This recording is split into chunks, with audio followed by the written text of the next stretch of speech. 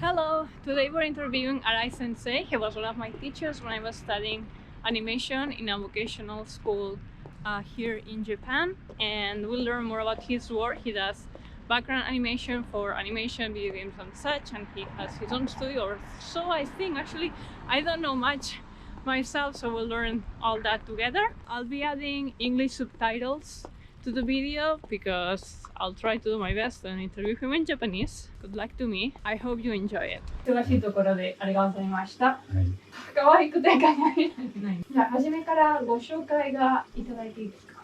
名前はアニメの背景やっている新井和弘。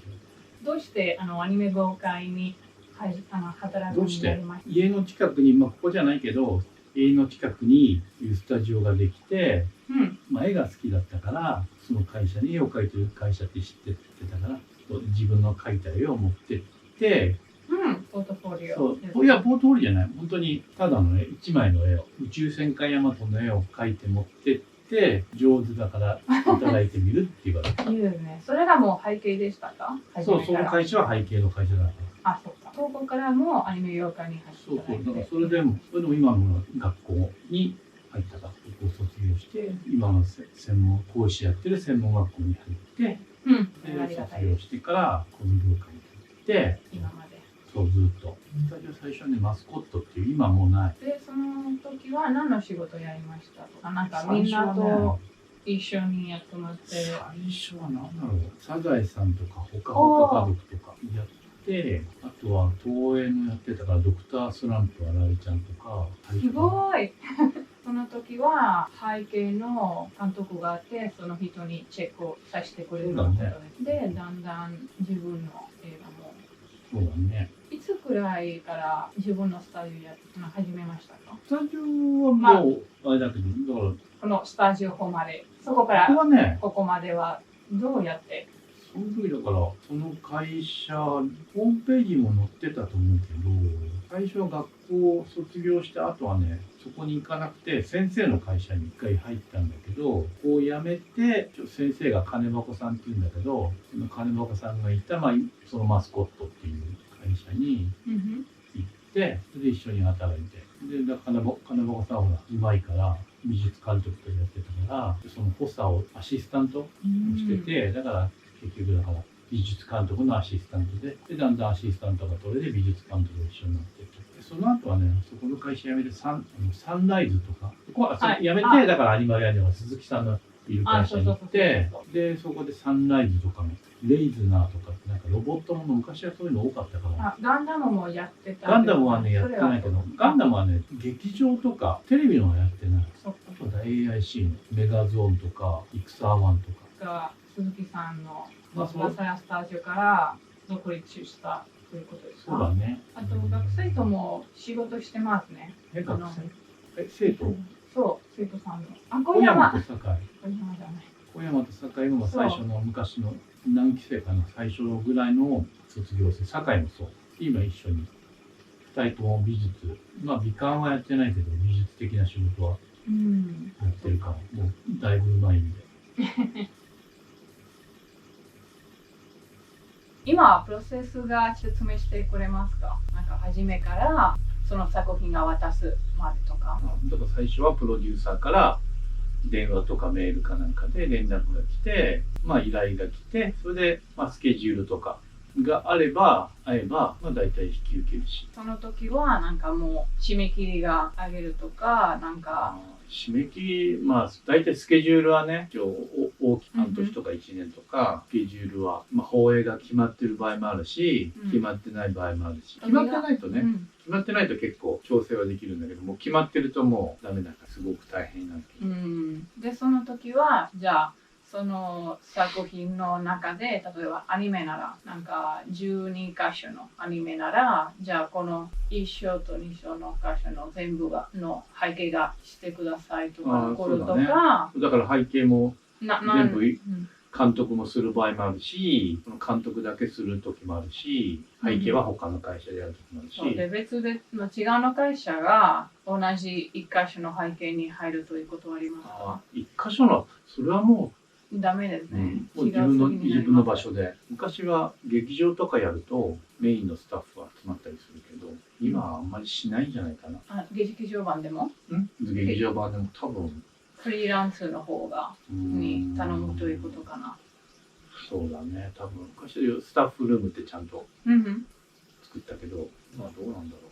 多分みんな会社とか他の仕事もやりながらだから、そっか。昔はもうそれだけの仕事にするから、スタッフルームに入ってずっとやるかもしれない。なんか朝から夜までドクトルスランプとか。今はもう多分他の仕事もやりながらだから。じゃあ絵コンテもらってなんか全部一箇所の背景してくださいと注文して、でそこからなんか前のこの背景を見ながら書いてくださいとか、なんか見本とかね。そう、見本のはこれまで、ね、設定とか、まあ監督だったら全部自分で設定書いて、それはボードも書いて、見本も書いて。それは美術監督が決めて、またプロデューサーに見せる、これでいいですかとか。まあプロデューサー見れば、まあ大体監督じゃない。監督演出さんが見て、で OK だったら、そこからだね。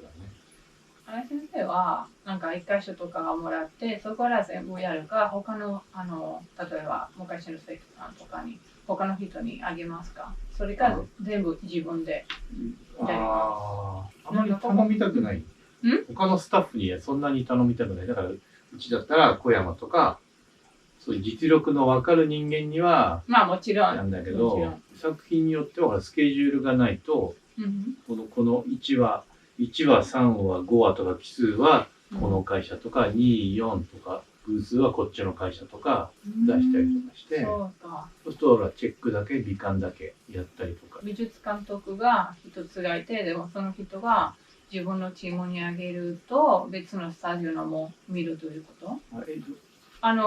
だってシリーズなら、例えばサザエさんなって、なんかこのシーズンはなんか12箇所かといえば全部新井先生やることということじゃないですね。別の会社にあげるだけど、見本とかはみんな同じのは使いますね。そうだね。でそれは新井先生がやってることと別の人たちがやったのことはチェックする。そうだね。はい、わかりました。なんか今言ってた通りにアニメーターと話すときはなんか締め切りが大変そうだけど、はい。まだちょっと長いから、長いのことですか？長いから、まあ短くても3週間ぐらいはあげますか？あるから。3週間の中で何枚やりますか？普通は。1は普通今300カット以上あると思うけど、300とか350ぐらいは。3週間で300カットの背景やる。ぐらいは。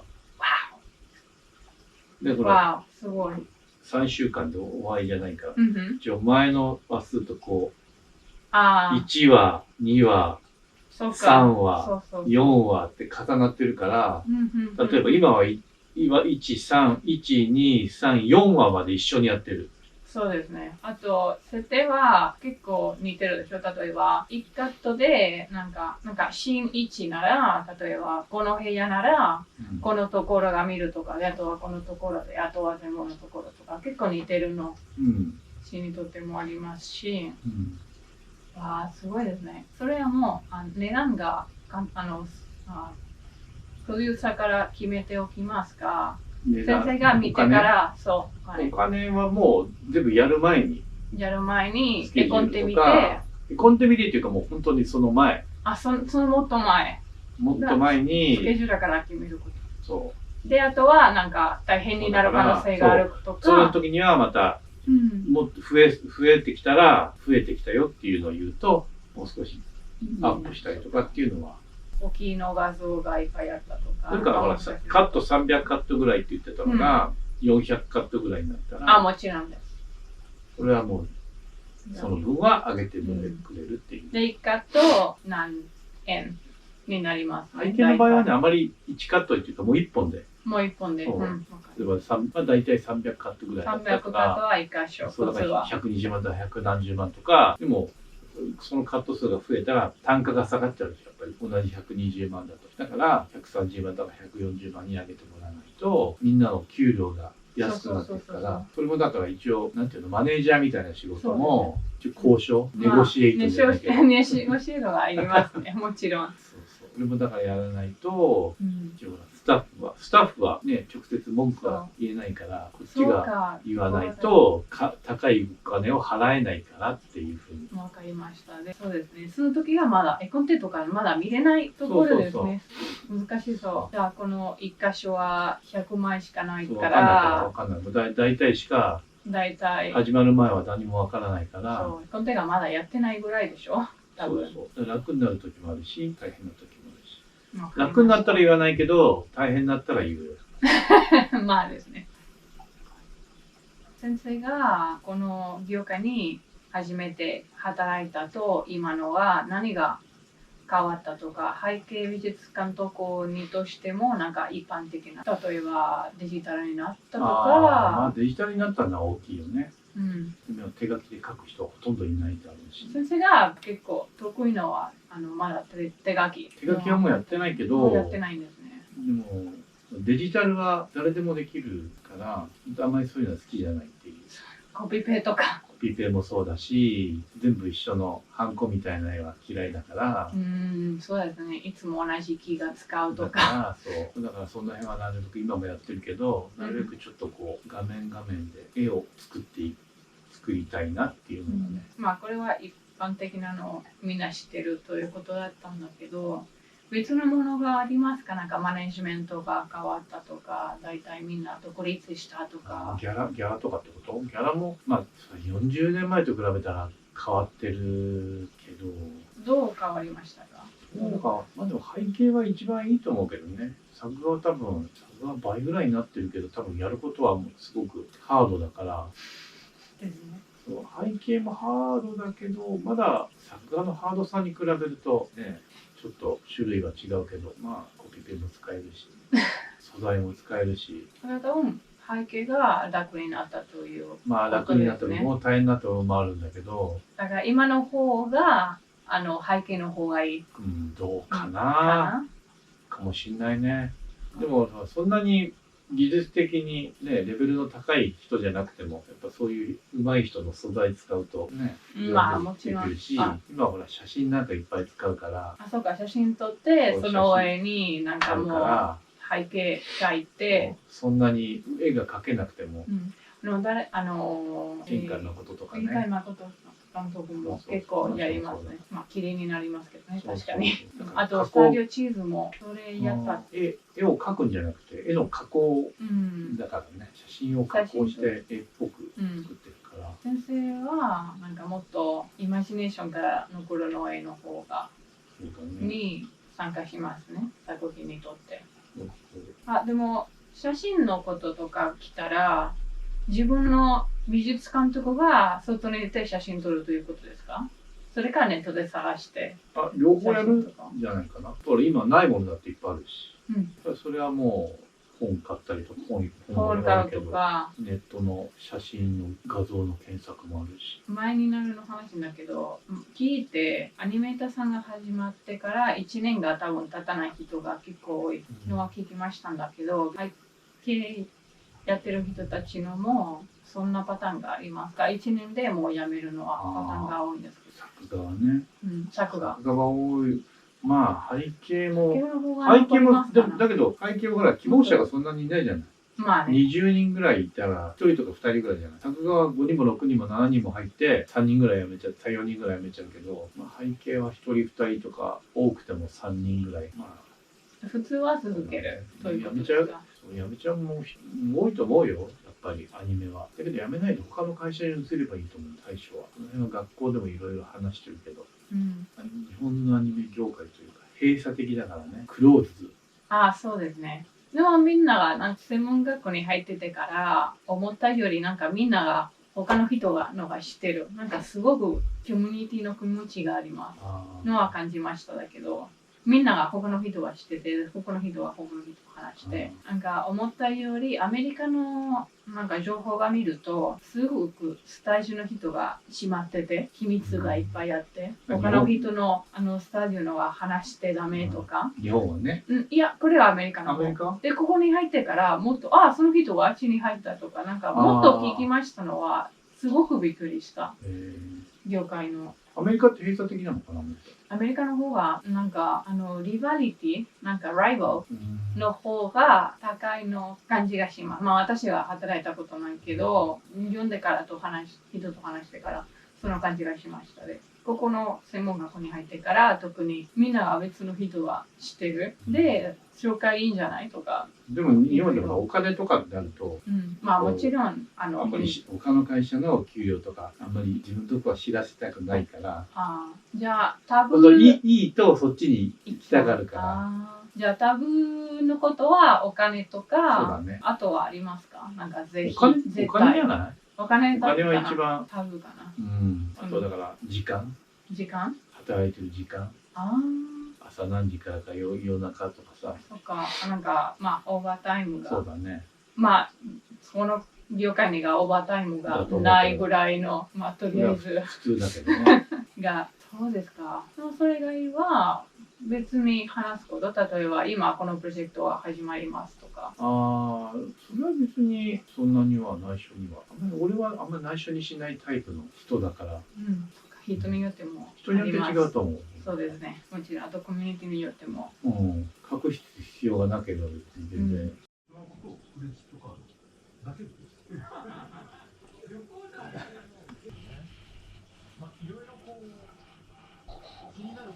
今まで一番好きなの働いたのアニメ。働いたやつでってこと？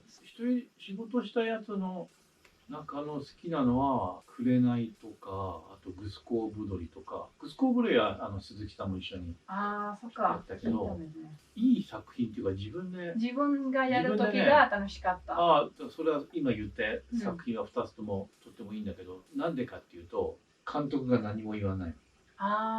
自由にやらせてくれるのが一番いい。で結果もフィルムになった時も一番いいと思う。うるさい人はもう全然で、例えばなんかこの好きなのアニメの頼みが来ましたでも働いてからもう好きに、嫌いになりましたとか、なんか監督がうるさくてあったとか。そういうのいっぱいあるんじゃない？大体ほら、いや言わないって言っても始まると言う人いるじゃない？何のタイプの？どうだろう。なんかチェックやりすぎとか。チェックやりすぎっていうか、結果に対して、結果といえばリゾルトに対して、バツ三角っていうのは結果に何か見て、これはこうじゃないああじゃないじゃなくて、その前にいい監督っていうのは前にこういうイメージの絵が作りたいって言ってお願いしますっていう。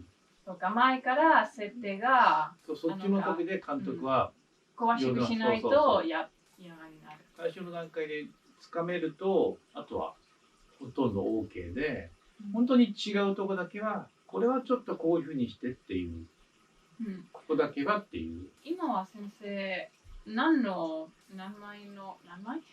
くらいの会社と働いてたことありますか？今ね。だったら結構アニメ会社から頼むことが。今朝日プロとディーン、オーフェンはディーンでしょ。あとなんだろう、今やってるのその2つが大きいかな。あとはなんかね、個人的に制作やってる昔お友達みたいな人からやってたりとか、ボードだけ美術だけとか。でメインはアニメとゲーム。ゲームね、今全然やってない。ね、今アニメだけ。テレビアニメ。テレビアニメだけだね。劇場版が。劇場版やってないけど、やってないことか。今テレビだけだね。ジャスターの背景の作品が後でテレビとかで見ますか？1個来ました。来て。何何だって？なんだったはい、こいつの顔見たら。作品の背景が終わって、プロダクションに上げて、で、後で作品がテレビになるでしょ？それは見ますか？終わった作品。チェックっていう意味では見たりするけど、なんか DVD も来るでしょ？そう。なかなかそんなに楽しんでは見れない。絵ばっかり見ちゃうから、ストーリーは全然わかんなくなる。そっか。じゃあ、多分ないんだけど、その作品が知らない、なんか電話来て、この作品やりますかって、その作品知らないけどやりましょうって、その後で、好きになるとかありますか？そのアニメ。そうだね。やっぱりうまくできてると、さっきも言った好きな紅とかはできてみて、好綺麗とかうん。そうなって自分の次はそういう好きな作品にはなると思う。一般的にアニメ見ますか？全然見ない。見ないんですか？時間がな時間がないんです。見ますかといえば毎日見ますい。ですね。もう全然見なすい。映画の方がよく見る。映画か。映画は毎日見る。ビデオだから。見るとか。で、働きながら映画見るとか。たまに要はネットフリックスとかそうですね。はある。このビデオ見てる方は多分とりあえずアニメ業界に働きたいと考えている人たちだからその人たちにアドバイスがありますか？例えば、まるちゃんの自分の国の若い連中みたいな。まあ別の国でもいいんだけどそんなことですね。まあでも日本じゃないよね。日本じゃないの。日本のアニメ業界で働きたいってことだよね。アニメ業界に働いてこれを学んだということはありますか？これを学んだ。知っててよかった、入る前から。書くのが早い人はやっぱりいいかもしれない。手の早い人。早くなるためにどうだろう。でもアニメとか絵やってる人はそうだと思うけど多分別に幼稚園の時とかアニメやろうとは思ってないじゃない。まあ漫画家にはなりたいと思ってたかもしれないけど、そうだからもう最初はだから本当に好きなこんなノートとかいっぱい漫画描いて、だからやっぱりいっぱい絵描くのが一番いいかもね。でよく最初やってたのは描いて描き始めから描き終わるまで時間計ってタイム計って、でどっかでこう何分かかったっていうふうに。そうするとメモする。そうこれ書いたのが昔はこんだけかかってたんだ。今だったらもうちょっと早く書けてるとか、結構そういうのは気にしてたかな。スケッチだけじゃなくて、なんか一般のなんか昔の絵にもやることで。何時間とか。今はもうやってないけど最初の頃はずっとやってた。インタビューはここまでですからありがとうございました。似てる。すごいかわいい。さっきのココちゃんはどう？まだ戻った。